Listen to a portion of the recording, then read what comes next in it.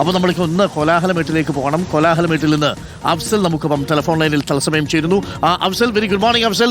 എന്താണ് അഫ്സൽ കോലാഹലമേട്ടിൽ സംഭവിച്ചത്? ഇനി ആരെങ്കിലും മണ്ണിൽ കുടുങ്ങി കിടക്കുന്നുണ്ടോ? എന്താണ് അവിടെ സംഭവിച്ചത്? മണ്ണിനടിയിൽ ആരോ പെട്ടുവെന്ന് കേട്ടു, ഒരു മരണം സംഭവിച്ചുവെന്ന് ഡീൻ കുര്യാക്കോസ് എം പി പറഞ്ഞു. ആരാണ് ഈ മണ്ണിനടിയിൽ പെട്ടത്?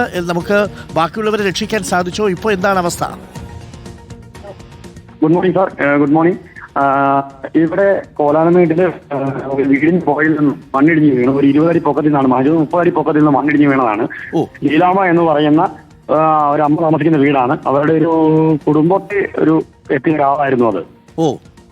വിശ്വംഭരൻ എന്നോ മറ്റോ ആണ് പേര് പറയുന്നത്. അദ്ദേഹം കിടന്ന റൂമിലേക്ക് കിടക്കാൻ കഴിയുന്നതാണ്. നമ്മൾ രാവിലെ 8 മുതൽ 3:30 മുതൽ മഴയാണ് ഇവിടെ. അകത്തേക്ക് നിൽക്കാൻ പറ്റില്ല. കയറുന്ന സമയം തൊട്ട് മണ്ണിടിഞ്ഞ് വീണോണ്ടിരിക്കുമായിരുന്നു. ഇപ്പോഴാണ് അതിന്റെ ബാക്കി ഫയർഫോഴ്സ് ഇപ്പം രക്ഷാപ്രവർത്തനങ്ങളെല്ലാം നടത്തിക്കൊണ്ടിരിക്കുക. ഇപ്പൊ നമുക്ക് കയറാൻ പറ്റുള്ളൂ വീടിന്. ഈ മണ്ണിടിയിൽ ആരെങ്കിലും ഇപ്പൊ കുടുങ്ങി കിടക്കുന്നുണ്ടോ?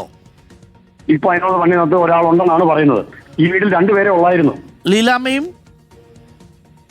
ഒരു വിശ്വംഭരനോ മറ്റോ ആണ് അദ്ദേഹത്തിന്റെ പേര്. അദ്ദേഹം ഇവിടുത്തുകാരനല്ല. ഓക്കെ. ഈ ലീലാമ്മ രക്ഷപ്പെട്ടോ? രക്ഷപ്പെടുത്തി. അവരെ ഇപ്പൊ അടുത്ത അയൽപക്കത്തുള്ള മറ്റൊരു വീട്ടിലേക്ക് മാറ്റി പാർപ്പിച്ചിരിക്കുക. ഈ വിശ്വംഭരനെയാണ് ഇപ്പോൾ നമ്മൾ മണ്ണിനടിയിൽ തിരയുന്നത് അല്ലേ? അതെ അതെ അതെ അതെ അതെ അതെ.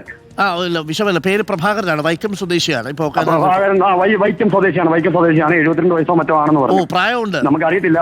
പ്രായമുള്ള ആളാ. ഇപ്പൊ അവിടേക്ക് മൊത്തം മണ്ണിടിഞ്ഞ് കിടക്കുകയാണോ ആ വീടിന് മുകളിൽ?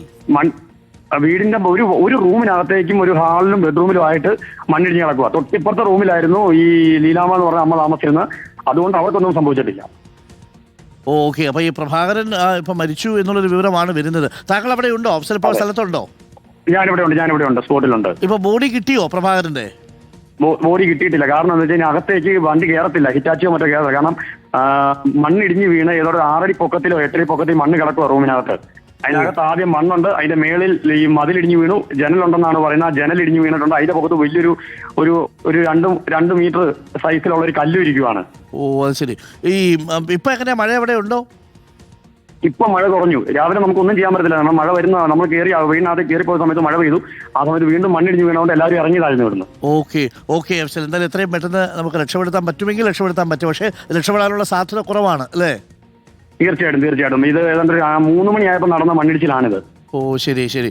അവിടെ വേറെ തൊട്ടടുത്ത് വേറെ എവിടെയെങ്കിലും മണ്ണിടിച്ചിട്ടുണ്ടോ? ഇവിടെ നമ്മുടെ പ്രദേശം എന്ന് വെച്ചപ്പോൾ വാഗമൺ ഈരാറ്റുപേട്ട റോഡിലുണ്ട് 5ഓളം സ്ഥലങ്ങളിൽ മണ്ണിടിഞ്ഞ് നമ്മുടെ ഇവിടുത്തെ ഓഫ് റോഡ് ജീപ്പ് സഫാരി ഡ്രൈവർമാരും അവരും എല്ലാം ജീപ്പുകാരെല്ലാം ഇപ്പൊ അവിടെ എല്ലാം പെട്ട് കിടക്കുവാണ്. അവർ മെയിൻ റോഡിൽ. അത് ശരി. അല്ല, അവര് ആരെങ്കിലും ഈ മണ്ണിനടിയിലൊന്നും പെട്ടിട്ടില്ലല്ലോ? ഇല്ല.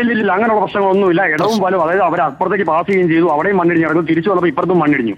ഇപ്പോൾ അത് നീക്കം ചെയ്തുകൊണ്ടിരിക്കുകയാണ് അവിടെ. Okay Afzal, okay. എന്തായാലും രക്ഷാപ്രവർത്തനം നടക്കട്ടെ. എന്തെങ്കിലും ഉണ്ടെങ്കിൽ ഒന്ന് അപ്ഡേറ്റ്. തീർച്ചയായിട്ടും.